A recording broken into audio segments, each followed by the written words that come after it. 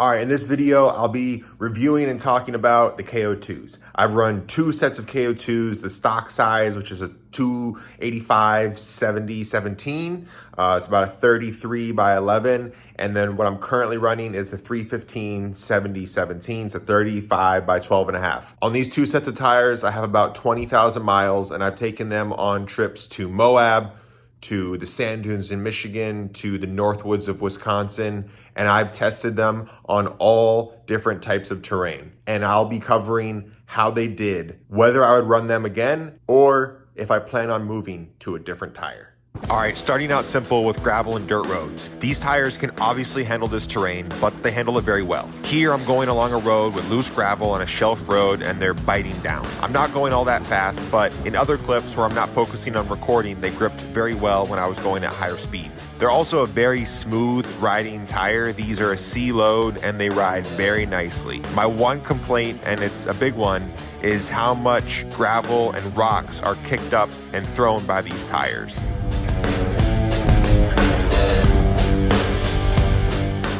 I use my Jeep mainly for off-road adventures, but getting to and from these trails and these areas requires me to drive hundreds or thousands of miles at highway speeds.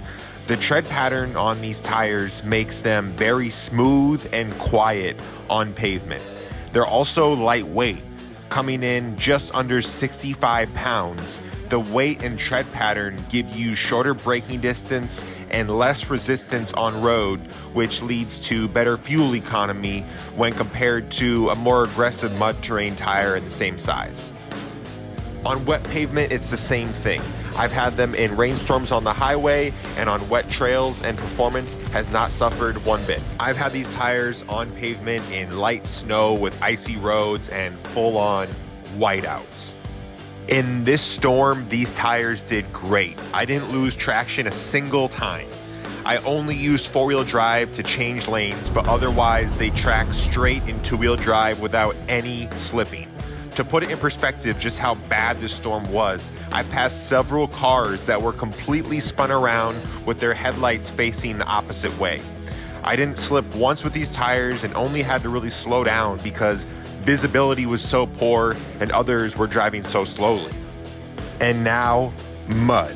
I'll be honest, I hate mud, but in the forest, it's hard to avoid. I've not always made it through deep mud holes with thick, heavy mud. I've always been able to at least back out. And when the mud isn't as thick, it's not an issue at all. And personally, I'd rather trade highway performance for mud performance any day.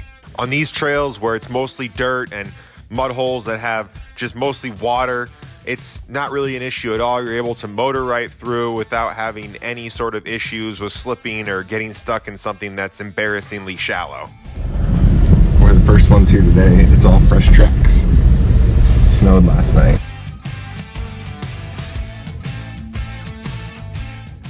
In snow, these tires are amazing.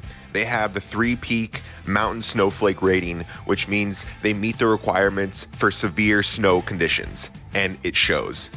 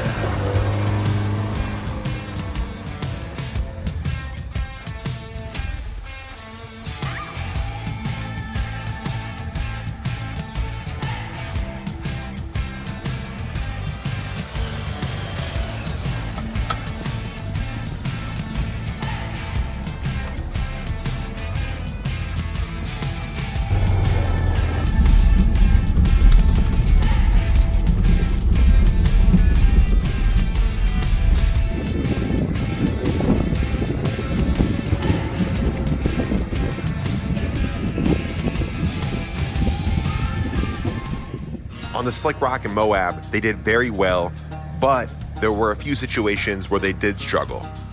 More on that to come.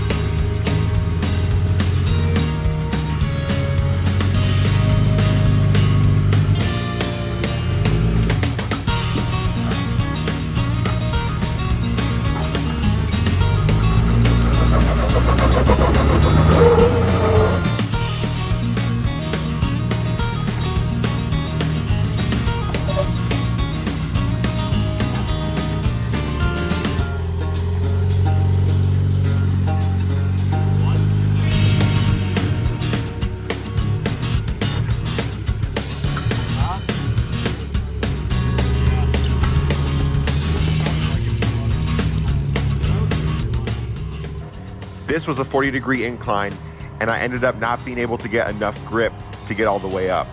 Greg, who's running KM3s, was able to go right up this face pretty easily. So that was, a bit of a difference between the mud terrain and the all-terrain here, with the mud terrain having a little bit better grip in more extreme situations on slick rock.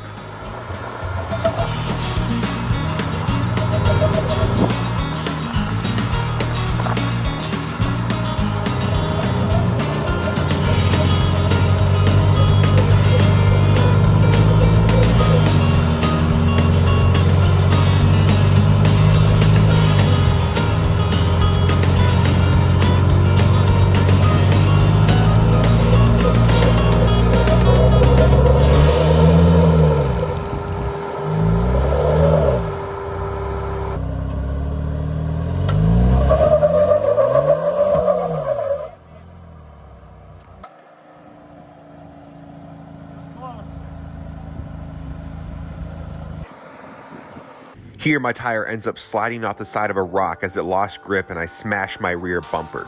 I called it out knowing it was going to happen before it did, but I had to make the turn to avoid going off the side of the hill. It was a tough situation for any tire, but a tire with wider gaps between tread blocks would have had a better chance to bite down, and I may have been able to avoid damage to my bumper.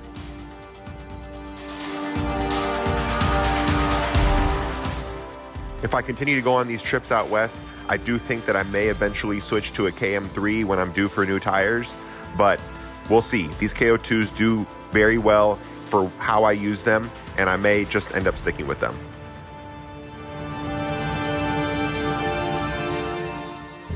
In all the other situations in Moab, these tires did just great.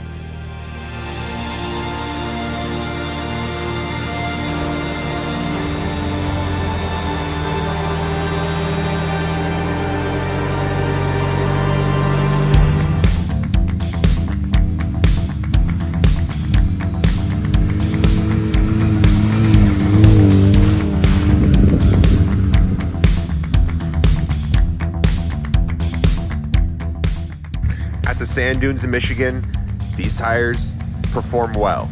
They float on top of the sand when aired down to about 12 psi, and getting stuck wasn't really ever an issue that we had to deal with. While off-roading, I air these tires down to 15 to 12 psi. I've gone as low as 8 in the past, and I haven't ever had an issue with the tire coming off the bead. They've been able to get a real wide footprint when aired down to about 15, and it gets even better as you go lower. But with the C load rating, these tires really get nice sidewall flex, and I haven't had any issues with punctures or sidewall tears or coming off the bead, anything like that. They've been good.